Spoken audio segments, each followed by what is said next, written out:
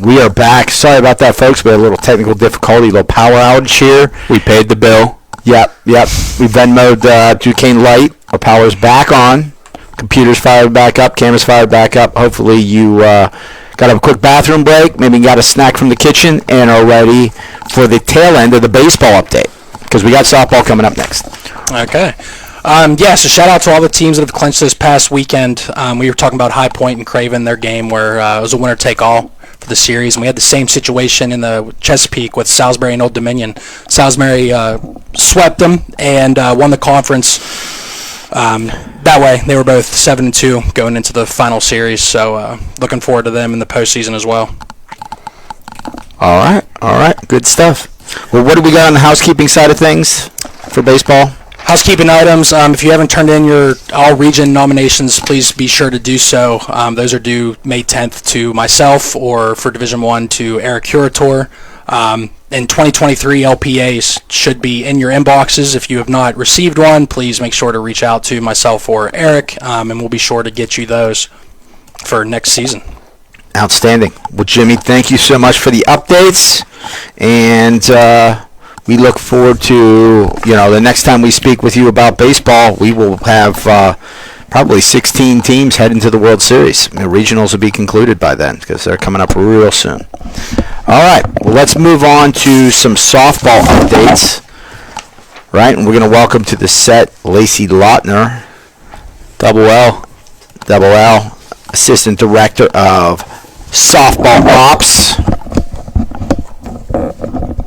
Welcome. How you doing? Hi, good. How are you? Good. Lacey just spent the last few days in, where was it? Where were you? Overland Park, Kansas. Hosting the Mid-America Softball Regional Playoffs. And 7 of our regional playoffs took place this past weekend.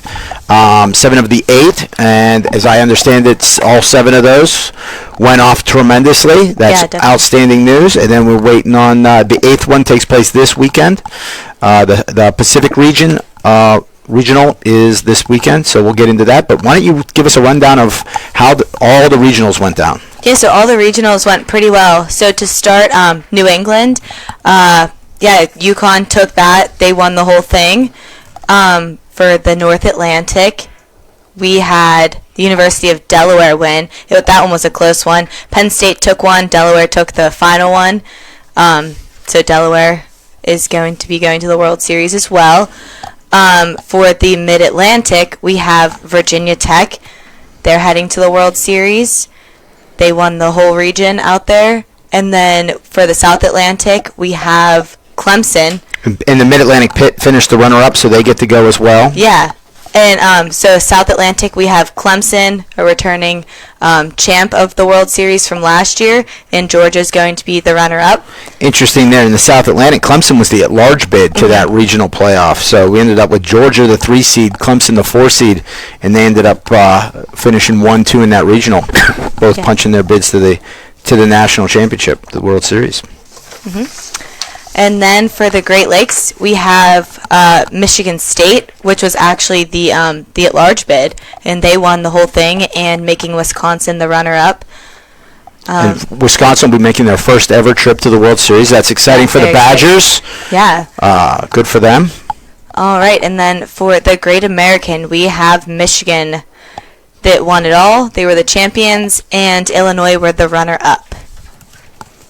No surprise there from Illinois. Michigan, a great basketball school, excuse me. Great softball school, right? Didn't they win a varsity national championship in the last few years? Yeah. Illinois, a team that's won several NCSA national championships. Good to have them back in the World Series mix. Take us through the Mid-America, the one you were at. All right, yeah, the Mid-America was very exciting to watch some teams play that I've never seen before. So Arkansas State, they won every single game, and they only gave up 6 runs the whole entire time, which I thought was amazing. And Air Force is the runner-up. Excellent. Both those teams, perennial visitors to the World Series, ranked 1 and 2 seeded 1 and 2 in the Mid-America Regional. So really no upsets there in terms of them getting through the regional and punching their ticket to Columbus, Georgia. Now the one we have remaining, the Pacific region. Talk us talk to us a little bit about that regional coming up this weekend. Yeah, so the 4 teams that we have going are going to be UC Davis, Northern Arizona University, the University of Oregon, and the at-large bid with Sacramento State. That's going to be held in Yuba City this weekend. Yeah, and I look forward to hearing about all of these games and seeing who's going to be going down to the World Series with us. Yeah, it was a very interesting weekend. Yuba City being in California, Sacramento State had a weekend series with Cal Berkeley this past weekend, which was very decisive. Like UC Davis had secured the number 1 spot in the conference. It was really between Sacramento State and Cal to determine, based on this past weekend, who would finish second and then become eligible for at-large bid selection. And they battled tight. Cal took 1 of 3, but Sac State coming out, picking up 2 wins. Had a nice resume. Played a lot of non-conference games. I know you were talking to the Purdue basketball guys about how much you tipped their hat for all the non-conference games they played. Sacramento State played a lot of non-conference games, and in that process, they picked up some wins against the winner from the Pacific North Conference, Oregon. So pretty nice resume Sacramento State put together, earned themselves the at-large bid. So we wish those 4 teams luck, as all eyes are on the Pacific, as everybody awaits those last 2 teams to get punch their tickets to Columbus, Georgia. Yeah. And then we do have a guest speaker today. His name is Tim House. He's the Arkansas State head coach, and we just want to ask him a couple questions, talk about his season, because he had a tremendous season this year. All right, let's welcome him to the set. To the set? Wow, to the show. Hey, Tim, how are you doing? Thank you. Good, great. How are you guys? Good. Doing great. Tim, congratulations on another successful Arkansas State season. 12-0 in conference. Overall record of 15-0. I mean, I'd be worried. Like, your team doesn't know how to lose. We have lost several, but they come together and play really hard. So, looking forward to it. Pretty exciting. Now, your team is a past World Series winner back in 2017, which seems like an eternity ago. But what has that experience led you as a coach to be able to prepare teams to come back and strive to get that second trophy in the case? I tell you, we have talked about the national championship when I first started. I was assistant coach last year, and this is my first full year as the head coach. And when I accepted the responsibility or the job, the day that I took it, I had one of my senior outfielder, Keely Curtis, sent me a text within 30 minutes of me accepting the position, asked if we were winning nationals or what. So they are super excited. They played really, really hard. We played some really tough non-conference stuff to try to prepare us, and I believe we had.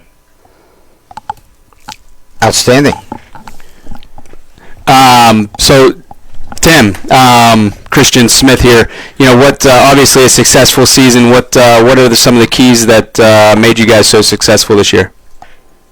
I'll tell you, it comes down to a lot of leadership on the field. We do have 6 seniors on the field, and they have really taken charge. I've got a wonderful staff behind me, 3 assistant coaches, Greg White, Denver Henson, and Carla Marquin, and them guys just back me every single thing that I do. And really the girls have bought in. I told them early on that we were going to go win the national title, and we were just going to outscore everybody. That's our goal. We've worked really, really hard on trying to hit the ball and seeing the ball as it comes in, no matter who's throwing it or how they're spinning it. We try to capitalize on that, and most of the time we do a pretty good job at that.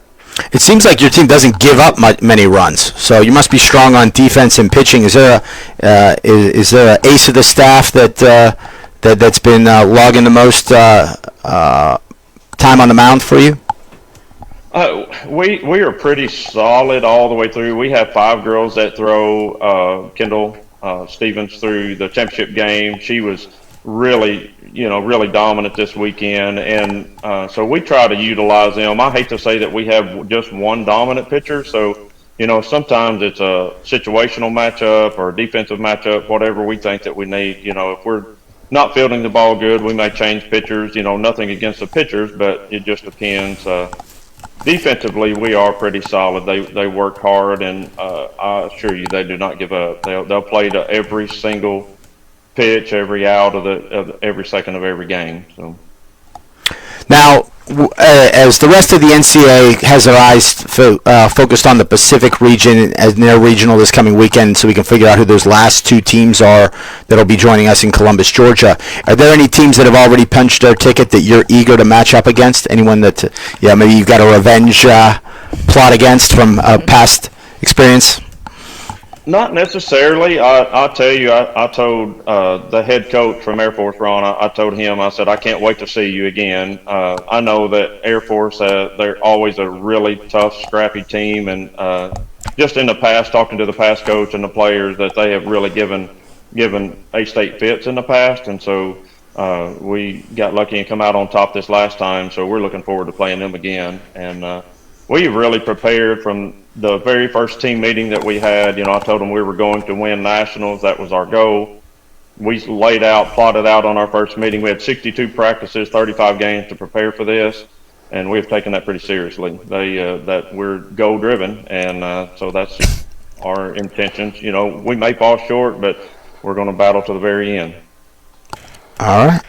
Yeah, Tim, that's great to hear. And it was great to meet you and your team this weekend, and I'm really looking forward to seeing you guys at the World Series. But one last question I had for you is, what is one word that best describes your team as a whole? I don't know. It would be hard for me to pinpoint, but they just, I'll tell you, they're just no quit. I mean, just, they never give up. So.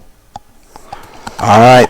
Well, Tim, hey, thanks so much for being on our show this week, and congratulations on your regional championship in the Mid-America this past weekend. We wish you and your team the best of luck in your travels to Columbus, Georgia, and we'll see you down there in May, which is coming quick. Best of luck along the way, and that's all I got. Thank you. You're welcome. Thanks for joining us. All right. So, Lacey, let's talk about softball housekeeping items. I mean, obviously, we're big into the 7 of 8 regional playoffs are down. We got one more coming up this weekend, so we're going to get into seeding all the teams, laying out all the schedules for the World Series next week. But what should other teams also be focused on at this time in this season? I would just say focus on, keeping the drive going for the teams that are going to be going towards the World Series. Also, we do have the 2022-2023 LPAs. Those are up on the website right now. All region and all Americans are going to be coming out. That's going to be coming out later after the season, sometimes in the summer. And we're going to be needing the nominations as well. So keep an eye out on the website. We're going to be updating that very frequently the next couple of months. So big things are coming out. All right, Lacey. Well, thank you very much. I think that's puts a bow on this episode of Sweet 301. We appreciate you tuning in to this episode, and don't forget to follow us on Facebook and Twitter. Yes, the next episode is going to be right in the heart of it. May 17th, 3:01 p.m. Eastern Standard Time right here on Facebook Live. Absolutely. Join us then to catch up with everything going on in Cole Club Sports. Don't forget, it's a game. And have fun.